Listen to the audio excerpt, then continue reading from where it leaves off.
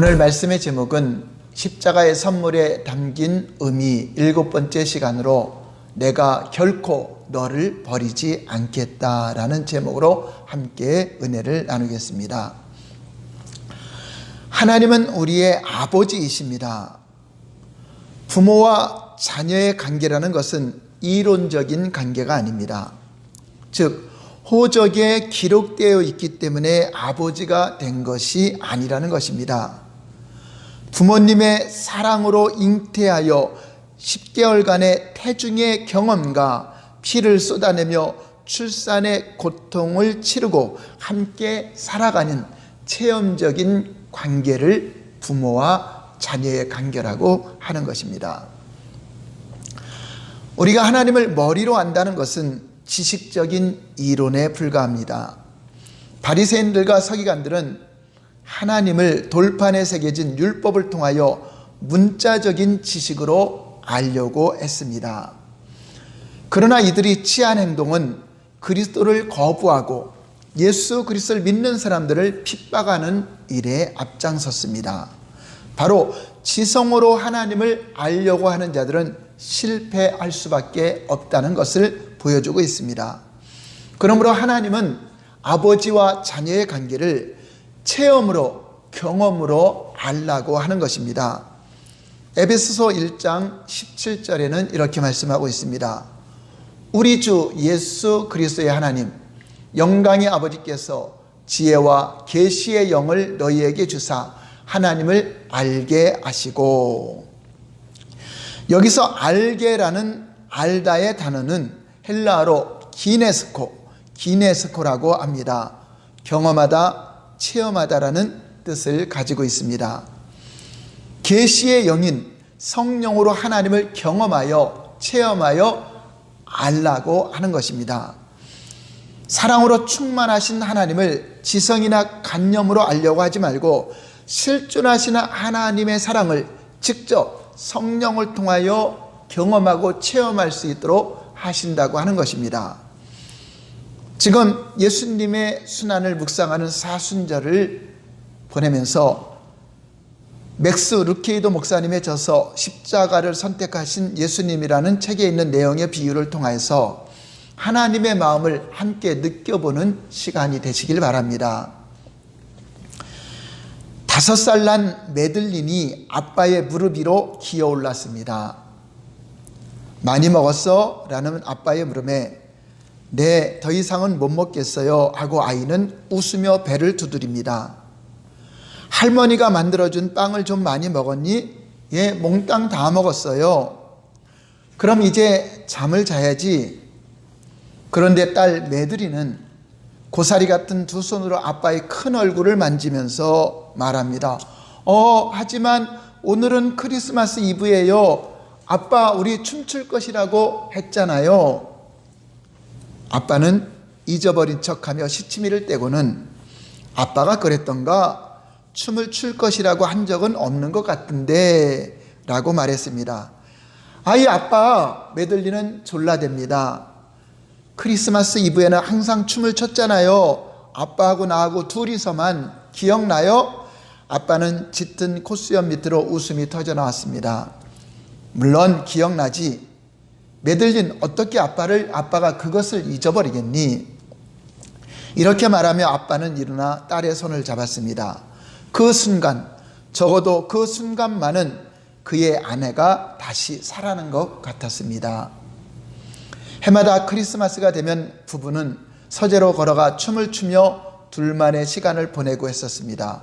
평생 그렇게 춤을 추었을 것입니다. 그러나 아내는 갑작스런 임신을 하였고 출산에 이독한 상황이 닥쳐오게 됐습니다. 다행히 딸은 살아났지만 엄마는 숨을 거두고 말았습니다. 그렇게 해서 정육점에서 일하는 아빠는 두꺼비 같은 손으로 딸을 혼자 키워야 했습니다. 어서 아빠, 메들리는 아빠의 손을 끌어당기고 사람들이 몰려오기 전에 우리 아빠 함께 춤을 춰야죠. 맞다. 조금 있으면 벨이 울리고 온 집안 친척들이 몰려와 북적북적 거리를 터였습니다.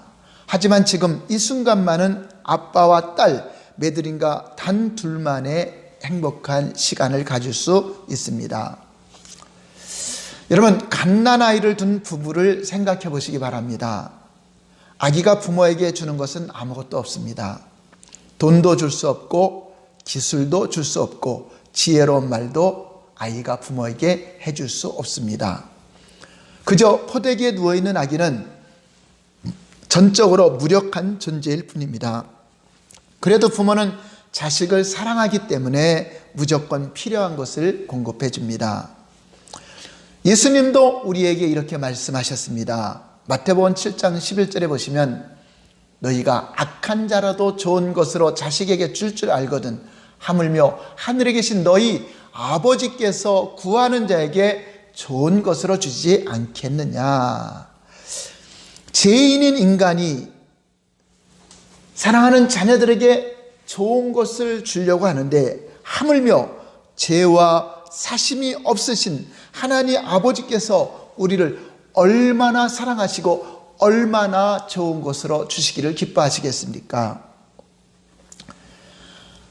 딸 메들린의 반항은 아빠의 삶에 한겨울의 무서운 한파처럼 들이닥쳤습니다.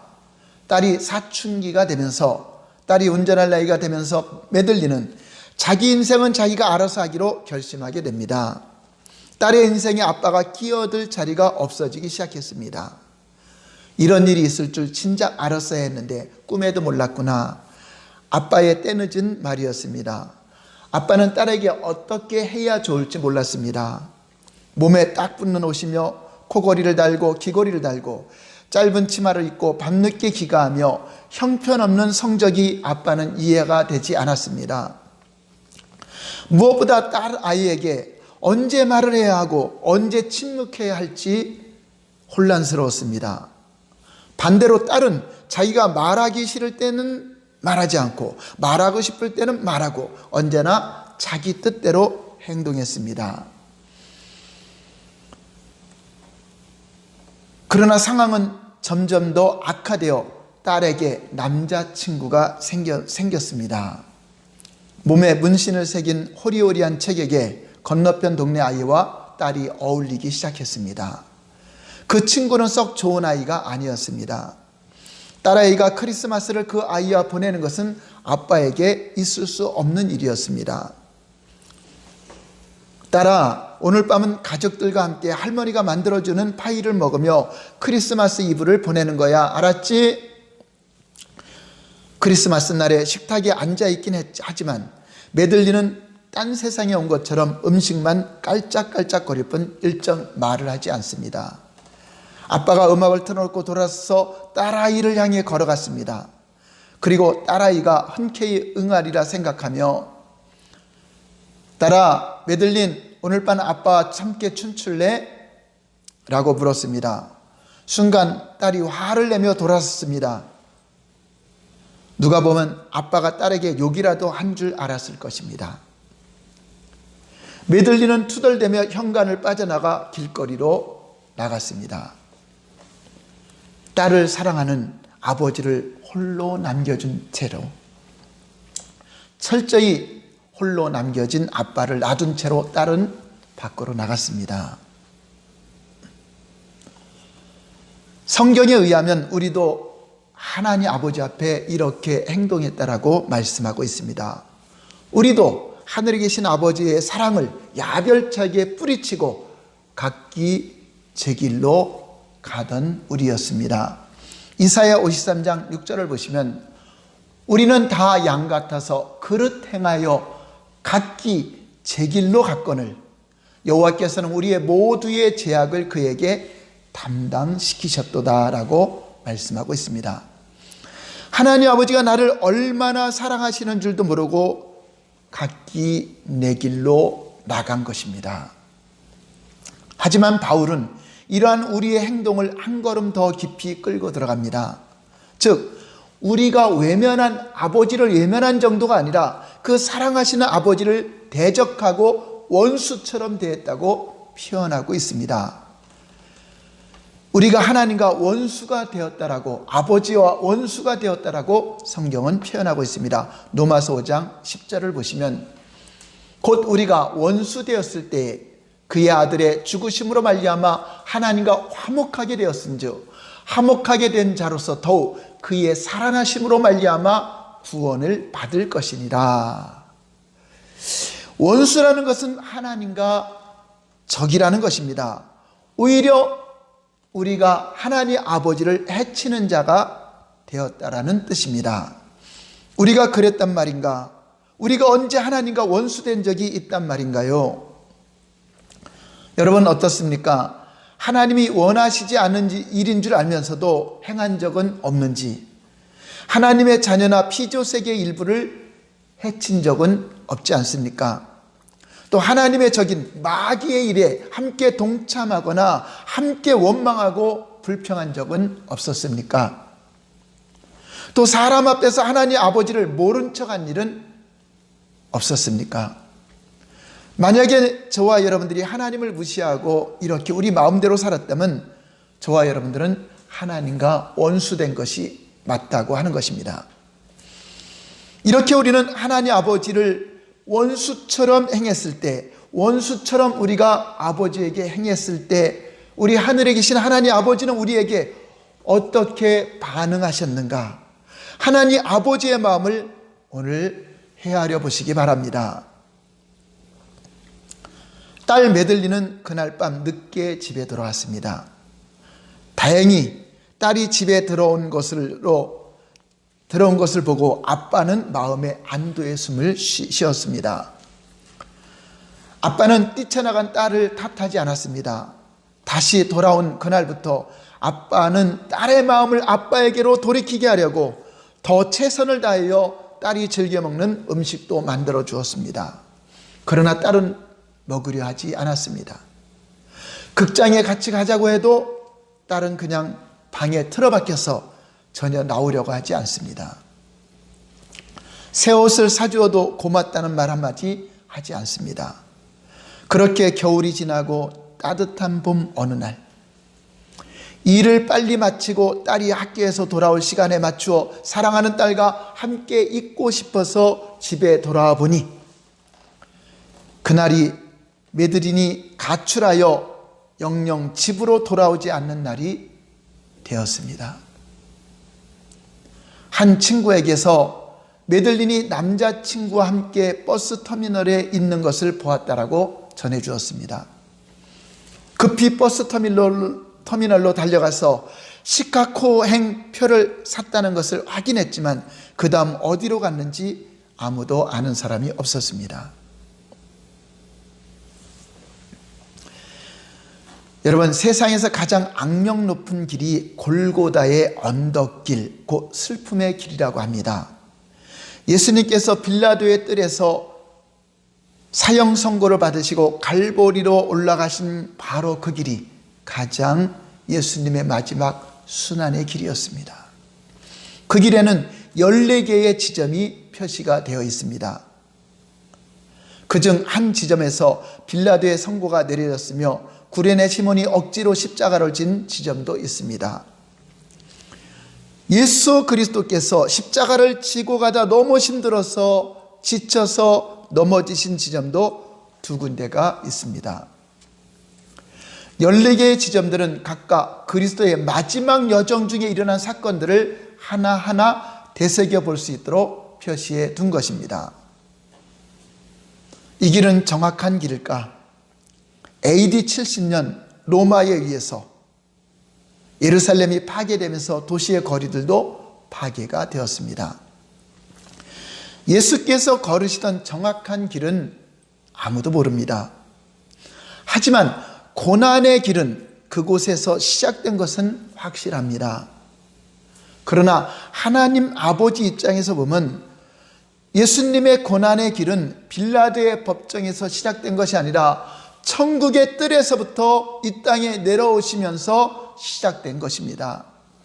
하늘 아버지가 사랑하는 자녀들, 각기 제 길로 간 자녀들을 찾아 하늘 집을 떠나서 세상으로 내려오는 그날에 하나님 아버지의 마음의 여정은 시작된 것입니다.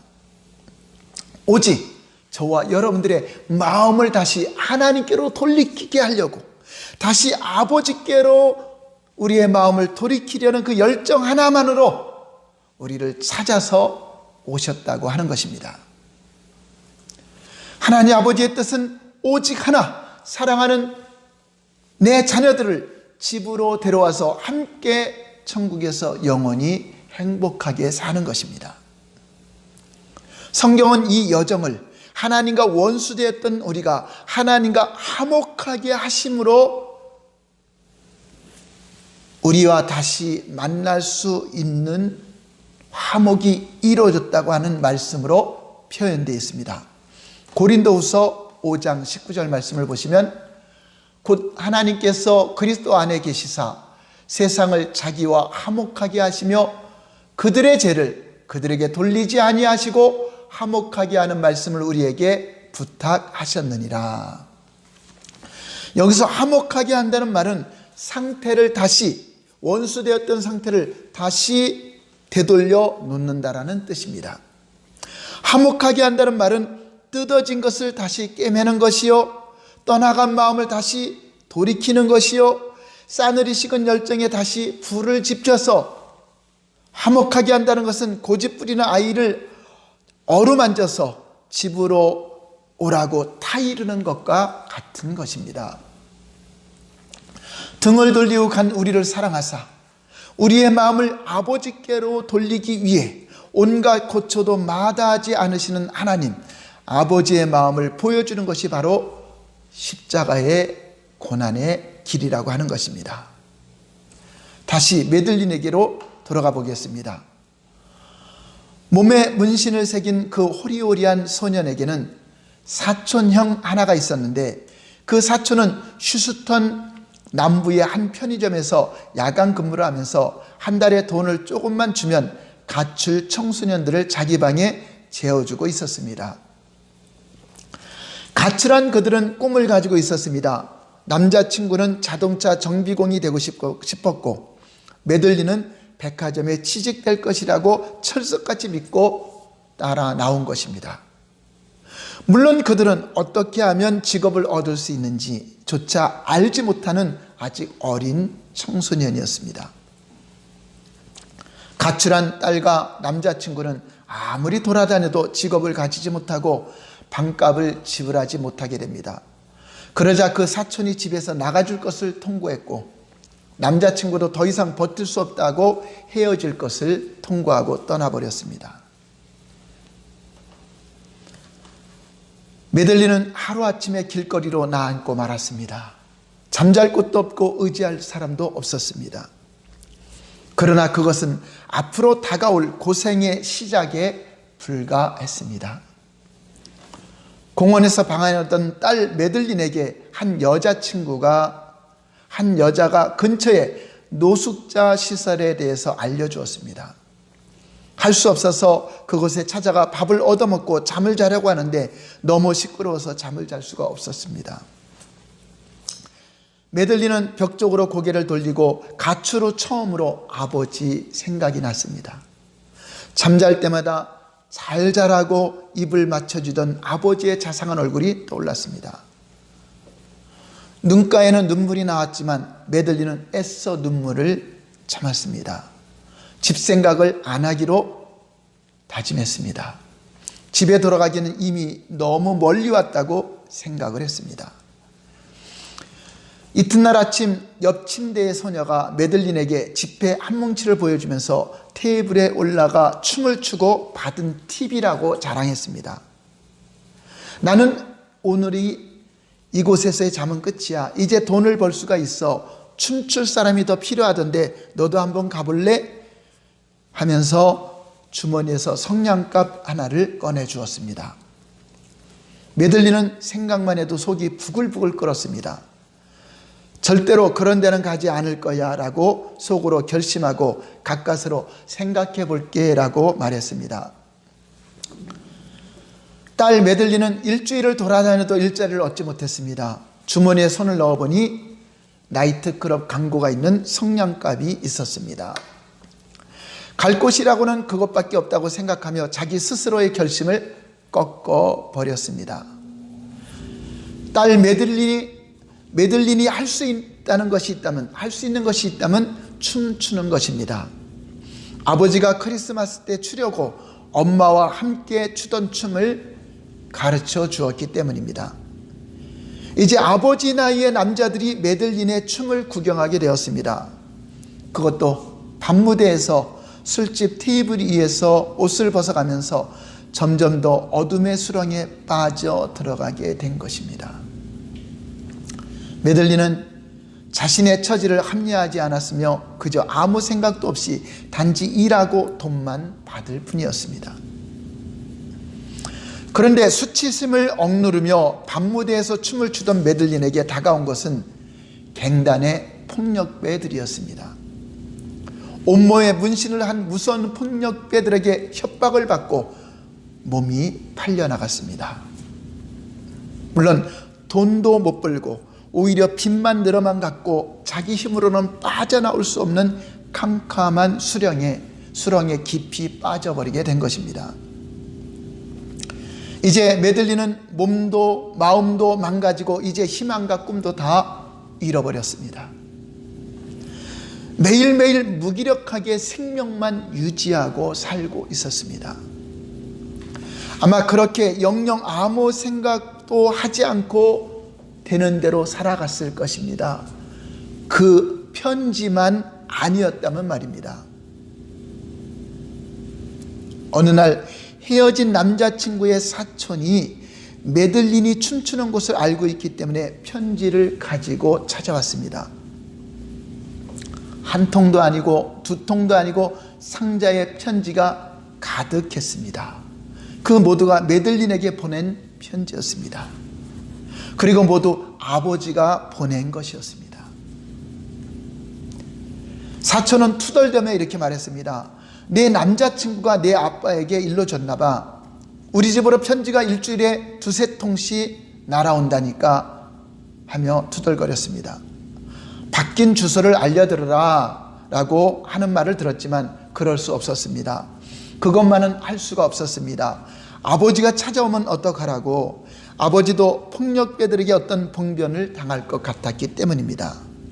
그리고 메들린은 아버지의 편지의 봉투를 뜯을 수가 없었습니다. 내용은 뻔할 거니까, 내용은 뻔한 내용일 거라고 생각했습니다. 집에 돌아오는 말일 거야 라고 생각하며 읽어보지 않았습니다.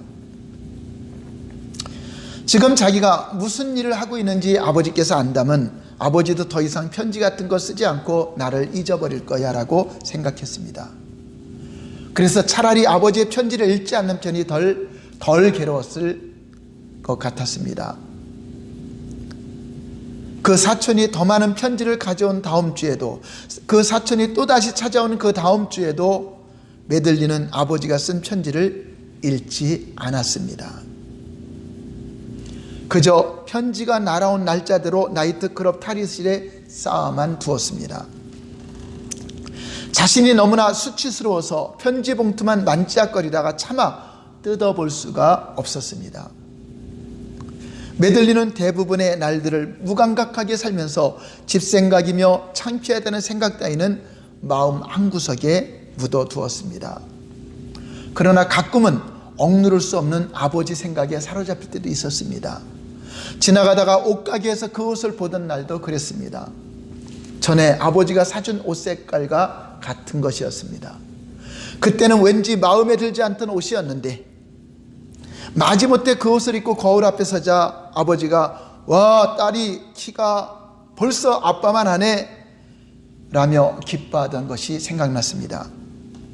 그러나 그때는 그런 아버지의 손길이 부담스러웠습니다. 거울에 비춰진 자신의 피곤한 얼굴을 보며 다시 아빠 품에 안길 수만 있다면 아빠가 옷 같은 건 천벌 만벌도 다 사주실 것만 같았습니다. 그러나 아버지 품을 떠나는 순간부터 이 딸에게는 삶의 문제가 찾아온 것입니다. 성경의 비유에서도 집을 나간 탕자는 아버지를 떠나 모든 것을 탕진하고 굶주리게 되었다라고 말씀하고 있습니다. 이제 세월이 흘러 낙엽이 지고 바람까지 차가워졌습니다. 남자친구의 사촌의 투덜거림 속에 편지는 계속 왔고 편지 더미는 쌓여만 갔습니다. 아직도 메들린은 새 주소를 아빠에게 알리지 않았고 편지도 읽어보지 않았습니다. 그러던 어느 날 크리스마스 이브를 앞두고 다시 편지가 한 통 왔습니다. 먼저 보낸 편지와 모양도 같았고 색깔도 같았습니다. 그러나 이번에는 소인이 찍혀 있지 않았습니다. 사촌이 가져다 주지도 않았습니다. 그런데 그 편지 봉투에는 핏자국이 선명하게 붙어 있었습니다. 그 편지는 탈의실 탁자 위에 놓여 있었습니다. 춤추는 애들 중 한 명이 알려주었습니다. 며칠 전에 어떤 남자가 찾아왔는데 피를 흘리고 비틀거리며 이 편지를 너한테 전해달라고 하더라. 받아보면 알 거라던데 라고 말했습니다. 아버지가 이곳에 직접 오셨구나. 메들린은 불안해하며 울었습니다. 그러자 편지를 전해준 여자가 그럴 수밖에 없었나 봐. 아마 누구한테 두들겨 맞은 것 같은데 곧 쓰러져 죽을 것 같았더라. 아빠가 직접 여기에 왔다는 소식을 들은 메들린은 두근두근 침을 삼키며 봉투를 열고 그 피 묻은 편지를 카드를 꺼내서 읽어보았습니다. 사랑하는 딸아, 내가 여기 있는 거 다 알고 있다. 내가 무엇을 하는지도 다 안다. 하지만 아빠 마음은 변함없이 너를 사랑한단다. 내가 빚진 것은 아빠가 다 갚았단다. 걱정하지 말고 이제 그곳에서 나아도 된단다. 지금까지 편지마다 계속 썼던 말 지금도 그대로 유효하단다. 그 편지를 보고 메들린은 앞에 뭐라고 쓰셨는데요 생각하면서 난 앞에 편지들은 하나도 읽지 않았는데 무엇이라고 아버지가 앞에 쓰셨을까? 메들린은 혼잣말로 중얼거렸습니다. 그리고 편지 더미의 맨 위에 있는 것을 꺼내서 읽었습니다. 두 번째, 세 번째 계속 편지마다 똑같은 말이 적혀 있었습니다. 다 똑같은 아빠의 질문이었습니다. 무엇이라고 쓰여 있었을까요? 순식간에 마룻바닥은 종이로 지저분해졌고 메들린의 얼굴은 온통 눈물로 얼룩지게 되었습니다. 1시간도 채 되지 않아 메들린은 집으로 돌아가는 버스에 올라탔습니다. 어쩌면 시간 안에 갈 수 있을지도 몰라 정말 가까스로 시간 안에 집에 도착했습니다. 크리스마스 이브가 끝나기 전에. 크리스마스 이브 파티 시간이 지나 친척들은 막 떠나려던 참이었습니다. 아빠는 침대에 누워 있었는데 조용해진 서재에서 갑자기 동생이 부르는 소리가 들렸습니다. 형, 밖에 누가 찾아왔어. 아빠는 얼른 일어나 나와서 멈춰 섰습니다. 딸 아이의 한 손에는 가방이 들려져 있고 다른 한 손에는 카드가 들려져 있었습니다. 아빠가 보낸 카드였습니다. 아빠는 딸의 눈이 무엇인가를 말하려 한다는 것을 알 수 있었습니다.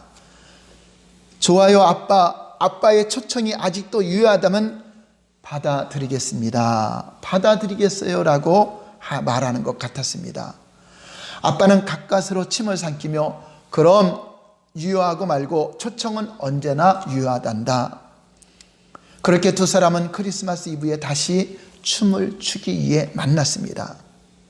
그런데 아빠의 몸이 잘 움직이지 못했습니다. 딸을 감싸줄 한 손이 없었습니다.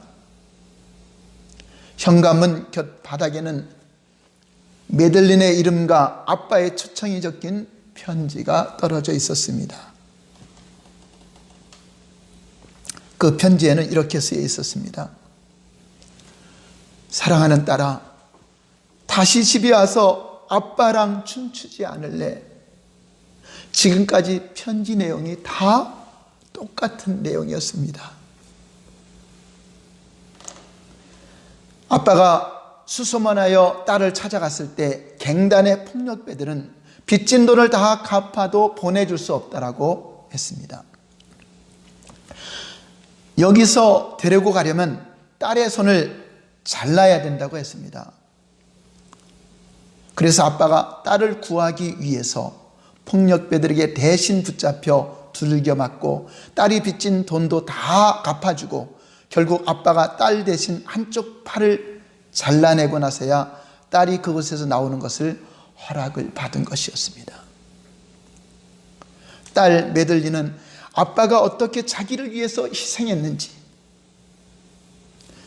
그동안 아빠가 자기를 얼마나 사랑하며 잠 못 이루고 기다리고 있었는지, 문 밖에 나와서 문 열어놓고 딸이 돌아오기만을 얼마나 기다렸는지 알지 못했습니다.